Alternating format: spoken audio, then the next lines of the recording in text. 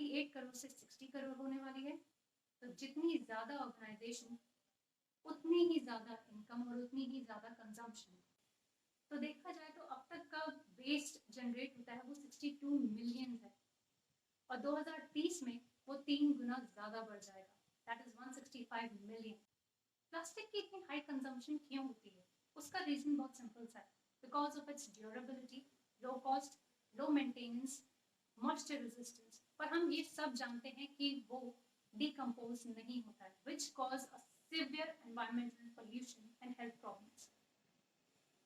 India अकेले ही 26,000 ton per day का plastic generate करता है।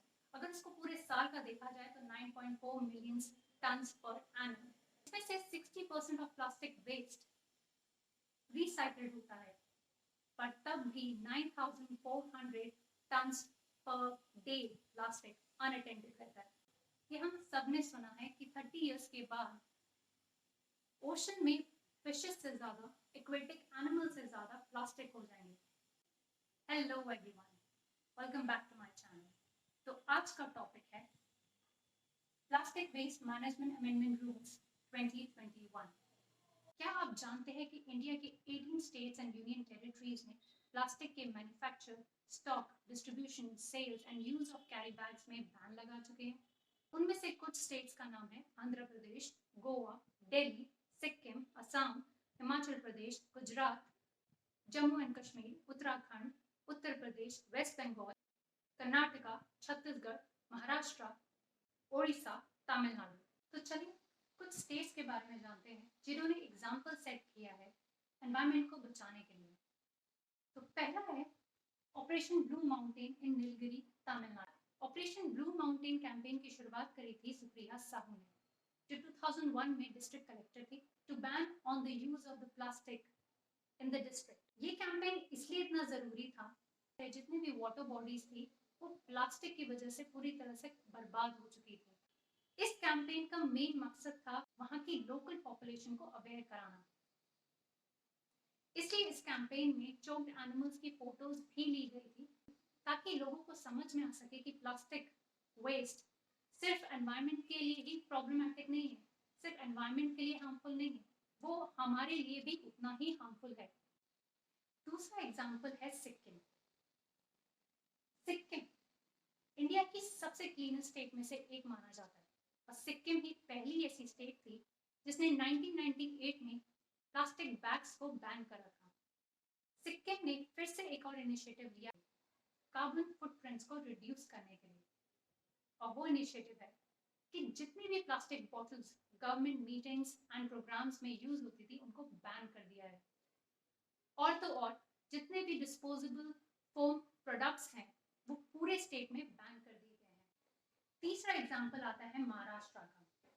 महाराष्ट्र 18th स्टेट है इंडिया की जिसने सिंगल यूज डिस्पोजेबल प्लास्टिक को बैन किया है। महाराष्ट्र ने उन सारे डिस्पोजेबल प्रोडक्ट्स को बैन किया है जो प्लास्टिक और थर्मोकोल से बनते हैं। प्लास्टिक बैन के साथ साथ पेनल्टीज भी लगवाई गई हैं। पेनल्टीज की शुरुआत है 5,000 रुपीज और सबसे हाईएस्ट है 25,000 rupees with 3 months of imprisonment. एक और स्टेट एग्जाम्पल हम देखते हैं, बेंगलुरु।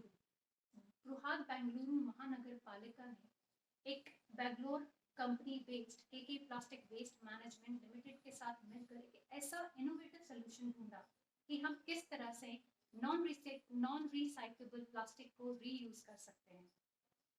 और वो सोल्यूशन है रोड्स को बनाने में, कि नॉन रिसाइकेबल प्लास्टिक्स को रीयूज किया जा सकता है रोड्स को बनाने में। इस कंपनी ने अभी तक 3,000 किलोमीटर से ज्यादा रोड्स बना चुके हैं प्लास्टिक वेस्ट को यूज करके। पूरी सिटी की प्लास्टिक वेस्ट को कलेक्ट करके उन्होंने 3,000 किलोमीटर से ज्यादा रोड्स बना चुके हैं। एक और एग्जाम्पल है tetra pack go green initiative. Tetra pack ने एक कैंपेन शुरू किया था, कार्टन्स ले आओ क्लासरूम बनाओ। ये कैंपेन एनकरेज करता था कंज्यूमर्स को कि वो डिपॉजिट करे यूज्ड पेपर बेस्ड कार्टन्स को कलेक्शन सेंटर्स में। यहाँ से कलेक्शन सेंटर से रिसाइकलिंग करके उनको यूज किया जाता था डेस्क बनाने में, नोट पैड्स बनाने में, एग्जाम पैड्स बनाने में, और द लेस प्रिविलेज्ड चिल्ड्रन के लिए।